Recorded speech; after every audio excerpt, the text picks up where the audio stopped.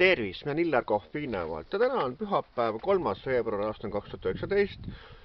Ilm on selline uduvihmane, räästad tilguvad siin kõik kenasti.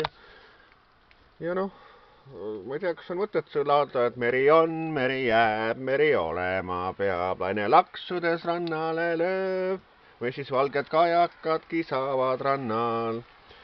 Ja miks ma neid laulujuppe nagu siis siin just üles võtan, on see, et eile ma lugesin meediast sellist minu jaoks šokeerivat asja, et meie Kihnu armas laulumeem Kihnu Virve hakkab promoma Reformierakonna valimiskampaaniat oma kontsertidega, et üks neist kontsertidest on näiteks Vändras.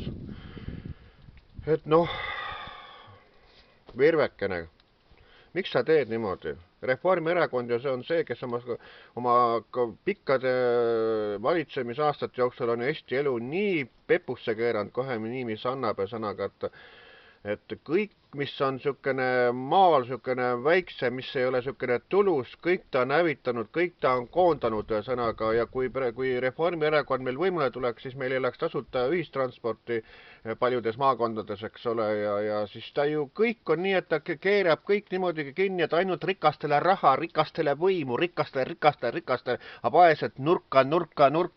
Et no kulla laulumeem Virve, et ära sellist asja küll tee, et ära sa selliste tõukudega küll koostöö teega neid ära reklaami, et parem noh, reklaam, ma ei tahaks öelda, et reklaami, aga parem juba noh, ole hea sõnaga, ütleme Keskerakonna poolt, sõnaga, et Keskerakond on niisugune rahvapartei, kes on rahva huvides nagu rohkem väljas ja sõnaga, et noh, Keskerakonna poolt on ka see tasuta ühistransport, aga Reformierakond, et ma soovin sulle, Virvekene, 91.